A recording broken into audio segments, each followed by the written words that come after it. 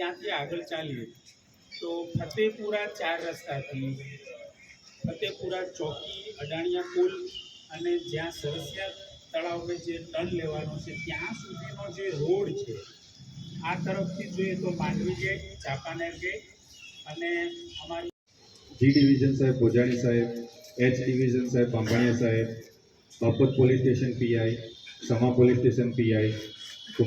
બરોબર છે, જરા કામ હસો તો મજા આવશે। હા, યસ। હવે બહુ વધુ સમય નહીં લઈએ આપણે, હું શોર્ટમાં પૂરું કરીશ, પછી મેમને આપી દઈશું। માહિતી અમે માંગી લીધી છે, કયા દિવસે તમે સ્થાપના કરવાના છો અને કેટલા વાગે કયા રૂટથી નીકળવાના છો, બરાબર? તો અરજી બધા કરી દીધી છે એવું માનું છું। બધા કોઈ બાકી છે અરજી કરવામાં?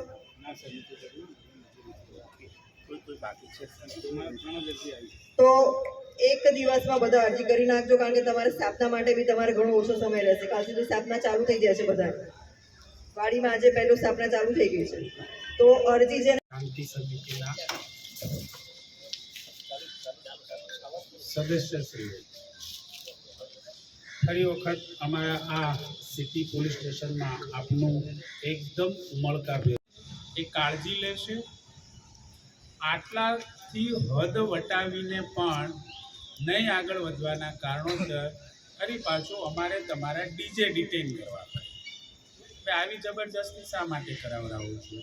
જે નોર્મ્સ બન્યા છે એને તો પેલા ઇન્જેક્શન આપે ને તો પેઇન બહુ થતું, હવે પેનલેસ ઇન્જેક્શનો છે અને પેનિકલેસ આપણે તહેવાર ઉજવવાનો છે। બાકી લો એન્ડ ઓર્ડરમાં આપણે બેઠા છીએ અને તાજિયા આગળ વધે, મેડમને એમ થાય તાજિયા નીકળી ગયા, મેડમ બીજા રૂટ ઉપર આવે તો આ તાજિયા ફરી પાછા યુટર્ન, પ્રશાસન પોલીસને પણ પેનિક ના થાય એના માટે પેશન્ટ અને ડૉક્ટર બંને જવાબદાર છે। મારી બહેની બી થાય છે કે ત્યાંથી તાજિયા આપણે નીકળે છે। આપ સાહેબ વિનંતી છે કે સહી સલામતી મારા ભાઈ તાજિયા સિસ્ટમ વગેરે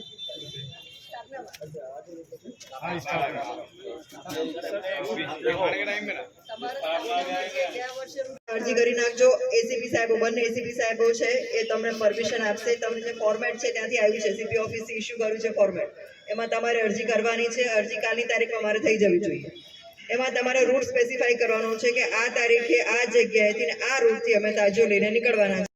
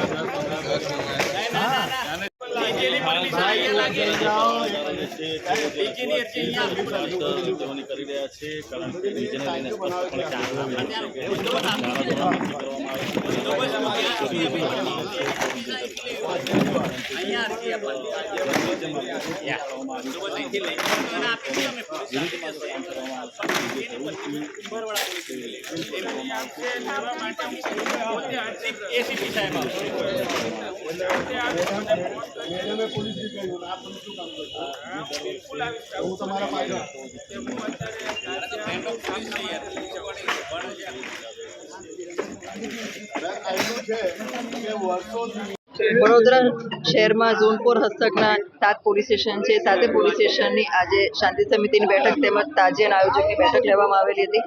સિટી પોલીસ સ્ટેશન ખાતે આ બેઠકનું આયોજન કરવામાં આવેલું છે। આ બેઠકની અંદર આયોજકોએ અરજી કઈ રીતે કરવાની છે તાજિયાની પરમિશન માટે અને શું પ્રોસેસ કરવાની છે એની સૂચના આપવામાં આવેલી। સ્થાપના માટેની સૂચના, કતલની રાતની સૂચના તેમજ વિસર્જન માટે શું તકેદારી રાખવાની છે, તંત્ર તરફથી જે સૂચના આપવાની હતી એ બધી સૂચના અમને આપવામાં આવેલી છે। સાથોસાથ ડીજે બાબતેની સૂચનામાં બી આપી છે અને એ દિવસે ખૂબ સારી રીતે બંદોબસ્ત પૂરો થાય અને કોઈ અનિચ્છનીય બનાવ કે દુર્ઘટના ન ઘટે એની પણ તકેદારી રાખવા માટે સૂચના આપવામાં આવેલી છે। પોલીસ બંદોબસ્ત કયા પ્રકારનો રહેશે? તાજિયા સમયે પોલીસ બંદોબસ્ત ફિક્સ પોઈન્ટમાં રહેશે, મૂવિંગ રહેશે, ડીપ પોઈન્ટ રહેશે, ધાબા પોઈન્ટ પણ રહેશે અને ડ્રોનથી પણ અમે સુપરવિઝન કરીશું। સોશિયલ મીડિયા ઉપર જે અફવાઓ ફેલાવે છે એના વિશે શું માહિતી? સોશિયલ મીડિયા પર અમે આજથી જ ચાંપતી નજર રાખેલી છે અને કોઈ પણ એવી કોઈ પોસ્ટ હશે જે વાયરલ થશે તેની પર સખતમાં સખત કાર્યવાહી કરવામાં આવશે અને શાંતિ સમિતિના સભ્યોને પણ આ બાબતે સૂચનામાં અપાવેલી છે કે એમના ધ્યાન પણ એવું કંઈ આવે તો અમારું ધ્યાન દોરે જેથી અમે કાર્યવાહી કરી શકીએ। શાંતિ સમિતિની જે બેઠક યોજવામાં આવી હતી એમાં કયા પ્રકારના નિર્ણયો લેવામાં આવ્યા છે? આજે સિટી પોલીસ સ્ટેશનના અંદર શાંતિ સમિતિની જે મિટિંગ લેવામાં આવી છે એના અંદર પોલીસ દ્વારા જે નિયમો પાલન કરવાના છે નિયમો પાલન કરવા માટેની વાતો થઈ છે. દાખલા તરીકે તાજિયા વહેલા કાઢવા, ડીજેને અમુક અંકુશ રાખવું અને રાખવું જોઈએ એવી હું બી કહું છું. બીજી વાત છે કે કોઈ પણ જાતનો ધક્કામુક્કી યા કોઈ પણ જાતની તકરાર કે એવું કંઈ ના થાય એનું ખાસ ખ્યાલ રાખવું એની બાબત પર ચર્ચાઓ થઈ છે. કેટલા વાગ્યા સુધી વિસર્જન પૂરું કરવામાં આવશે એની કોઈ માહિતી? ભાઈ જો એ તો આપણા પરવાનેદારોને મારી રિક્વેસ્ટ છે કે બને એટલા વહેલા તાજિયા તળાવ પર લઈ આવે. કેમ કે તળાવનું પાણી ઠંડુ થાય છે અને કે છોકરાઓ અમારા જે તાજિયા ઠંડા કરનારા છે એ લોકો સવારથી લઈને રાતના 1-1 વાગે 2-2 વાગ્યા સુધી તળાવમાં હોય છે. એનું વિચાર કરીને તાજિયાદારોને મારી રિક્વેસ્ટ છે કે તાજિયા વહેલા લઈ આવે.